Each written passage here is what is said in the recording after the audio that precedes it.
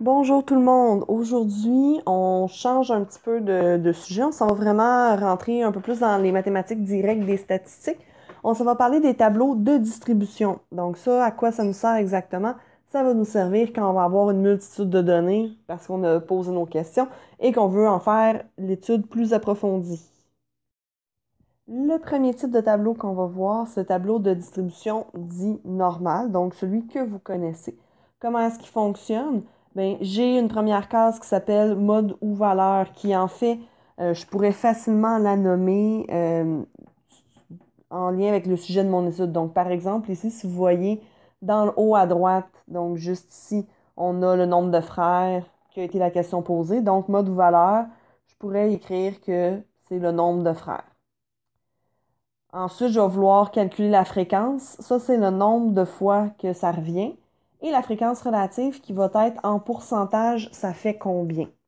Donc, si on regarde plus en détail et qu'on remplit le tableau, je peux avoir 0, 1 ou 2 frères selon les résultats qui ont été répondus. Et je compte pour chacun. Donc, en fréquence, combien de fois est-ce que j'ai eu le 0? Bien, je l'ai eu une fois ici, je l'ai eu une deuxième fois là, puis je l'ai eu une troisième fois là. Donc, j'ai 3 personnes qui m'ont répondu qu'il y avait 0 frère. Ensuite, si je vais voir maintenant pour 1 frère, bien, j'en ai une ici. Pas là, excusez-moi, ça, c'était pas une bonne couleur. Donc, j'en ai une ici qui m'a dit 1 frère, j'en ai une deuxième là, une troisième et une quatrième. Donc, j'ai 4 personnes qui m'ont dit qu'elles avaient 1 frère. Maintenant, si je veux aller voir pour 2 frères, ben j'ai une personne ici, j'ai une personne là et j'ai une personne là. Donc, j'ai un total de 3 personnes qui m'ont dit qu'il y aurait 2 frères. Ensuite, j'en fais l'addition. Donc, 3 plus 4 plus 3, j'arrive à un total de 10. Toujours bien important, faire votre case totale, ça va beaucoup vous aider pour la deuxième colonne.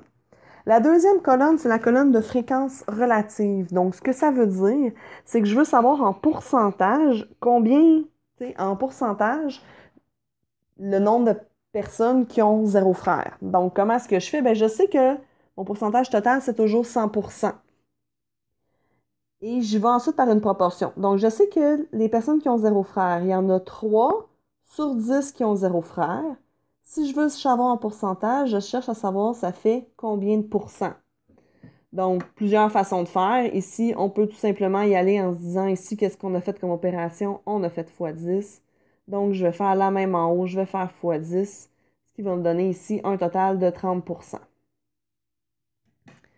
Sinon, comment est-ce que je peux faire si je prends la deuxième? Donc, j'ai 4 personnes sur 10 qui m'ont dit qu'il y avait un frère. Je veux savoir ça donne combien en pourcentage. Bien, je peux faire le calcul suivant qui est 4 divisé par 10 fois 100, qui va me donner 40%. Avec le calcul de votre choix, vous pouvez faire le dernier ou vous pouvez vous dire, ben 3, je l'ai déjà calculé, donc ça va être 30%, pas besoin de refaire le calcul. Tu peux toujours te valider ensuite en refaisant tes totaux. Donc, on a dit, est-ce que 30% plus 40% plus 30% donne 100%? Si oui, tes totaux sont corrects. Voici un premier tableau de distribution rempli. Au prochain cours, comment je vérifie si tu as écouté la capsule? Bien, tu vas prendre ton agenda et je vais te demander de l'ouvrir sur ton bureau de cette façon avant de rentrer en classe. Donc, si ton agenda est ouvert, je vais considérer que tu as écouté la vidéo. Un autre type de tableau de distribution qu'on a, c'est le tableau de distribution par classe. Il va être utile dans 2 situations. La première, quand j'ai beaucoup de données et que j'en ai pas beaucoup qui se répètent. Donc, comme c'est le cas dans ce qu'on a en bas, donc nombre de temps consacré aux études en minutes, on se rend compte qu'il n'y a pas un chiffre qui revient 2 fois. Fait que ça devient un peu long de toutes les énumérer dans le fond. C'est sûr qu'à 10 chiffres, comme la distribution que j'ai là, ça se fait bien. Par contre, quand je commence à avoir une centaine de résultats puis qui sont tous différents, ben je vais vouloir quand même réussir à faire un tableau intéressant avec ça. Et ça, c'est le tableau de distribution par classe. Je vais aussi l'utiliser quand j'ai des données qui sont continues particulièrement. Donc, des données où est-ce que je peux avoir des nombres décimaux puis que c'est très difficile d'avoir des nombres pareils. Comment est-ce que ça fonctionne? C'est que je vais créer des classes. Alors, voici mes classes ont été créées. Je vais vous montrer dans la prochaine diapositive comment est-ce qu'on crée les classes. Maintenant, en attendant, on va juste remplir le tableau de données. Donc, comment est-ce que ça fonctionne? C'est que je regarde entre 20 et 35, j'ai quelle valeur? Donc, entre 20 et 35, bien, j'ai la valeur de 22 qui est ici. J'ai le 26 qui est ici. J'ai le 30 qui compte. Puis j'ai oublié. J'ai ici le 29. On remarquera, il y a le 35. Par contre, le 35, je vais éviter de le mettre dans deux classes. Donc, je ne veux pas le mettre dans cette classe-là ici, puis je ne veux pas le mettre dans celle-là non plus. C'est pour ça que dans une classe, le 35 va être exclu, comme on voit ici, et il va être inclus dans la classe suivante. Donc, le 35, je vais attendre, je vais le compter dans la classe d'après. Donc, combien est-ce que j'en ai dans la première classe? J'en ai 1, 2, 3, 4. J'en ai 4 dans la première classe. J'ai donc une fréquence de 4. Si je regarde la deuxième classe, donc entre 35 et 50, qu'est-ce que j'ai entre 35 et 50? Bien, je commence. J'ai le 35 qui est inclus. On se rappelle le 50, ici, je ne veux pas l'inclure tout de suite parce qu'il est exclu. Donc, je vais prendre le 35, je vais prendre le 40 et je vais prendre le 47. Donc, j'ai ici 3 valeurs qui sont incluses dans cet intervalle-là. Parfait. Je passe à mon prochain intervalle. Donc, mon prochain intervalle, c'est de 50 à 65. Donc, 50 à 65, qu'est-ce que j'ai? Bien, j'ai 50, puis c'est tout. Donc, j'ai une valeur qui va là. Hop là, on ne va pas beaucoup en gris, on va le mettre en noir. Donc, j'ai une valeur qui va là.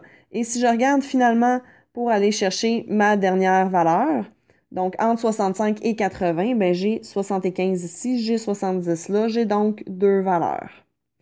Si je les compte, ça me fait un total de 10 valeurs. Donc, normalement, je devrais avoir une case totale que je n'ai pas. Donc, si je rajouterais une case totale, et j'aurais un total de 10. Donc, juste pour s'assurer de bien faire ça. OK, je m'excuse, ça bouge mal. On va voir la case totale qui est en bas. Ensuite, je veux faire ma fréquence relative. Donc, comme tantôt, c'est le même principe. Pour faire ma première fréquence relative, bien, je sais que j'ai 4 personnes sur un total de 10. Je veux savoir ça me donne combien en pourcentage sur 100. Donc, ça me fait un total de 40% quand je résous la proportion qui est ici. La deuxième, j'ai un total de 30%. J'ai 10% pour la suivante et 20% pour la dernière. Donc, ça me permet, en faisant ce tableau-là de classe, d'être capable d'aller avoir une idée, dans le fond, c'est quoi ma fréquence relative, c'est quoi ma fréquence pour chacun, puis d'avoir une idée où est-ce que se trouve ma moyenne. Donc, si je regarde mon tableau présentement, je pense qu'il y a beaucoup d'élèves qui étudient pas beaucoup, puis il n'y en a pas beaucoup qui étudient beaucoup. Je peux quand même commencer à déduire certaines choses de ce tableau-là. Alors maintenant, la dernière chose qu'on voit aujourd'hui, comment est-ce que je choisis l'étendue d'une classe? Donc, comment est-ce que je peux trouver les classes que je mets dans le tableau, comme j'avais fait à l'exemple précédent. Donc, je vous ai mis un exemple ici. Donc, dans l'exemple, je vous ai mis une distribution ici de chiffres. On remarquera ici les 3 petits points parce que je vous ai économisé les 100 données qui étaient ici. C'était comme pas nécessaire.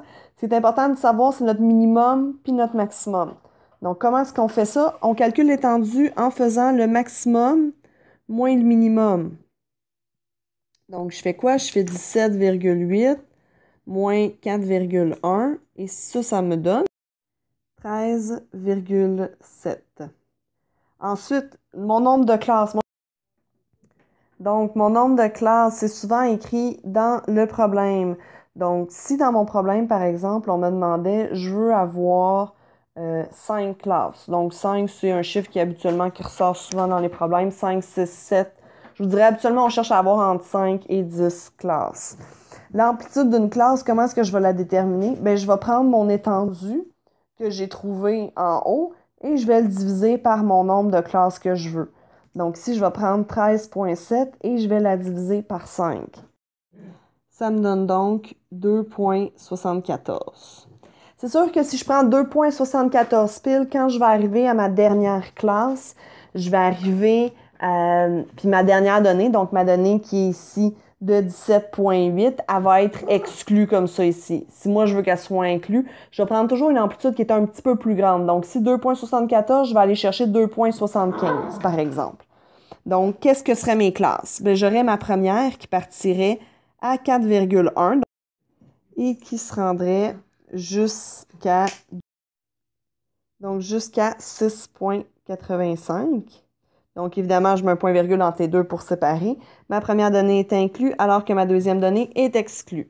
Pour ma deuxième classe, je la repars au même chiffre que le premier, donc 6,85 qui est le chiffre de fin de la classe, mais cette fois-ci, je vais l'inclure dans ma liste de données.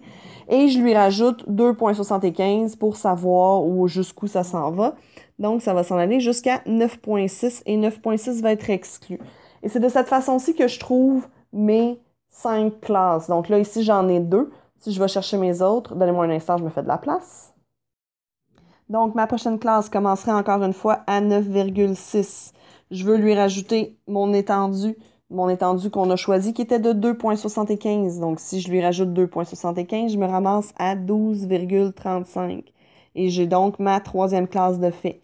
Ma quatrième classe va commencer à 12,35 et je vais rajouter 2,75 pour connaître la fin de cette classe-là qui va être à 15,1. Et 15,1 va être exclu. Ma dernière classe va donc aller de 15,1 jusqu'à, si je regarde comme il faut, en ajoutant 2,75 encore une fois, 17,85 comme finale.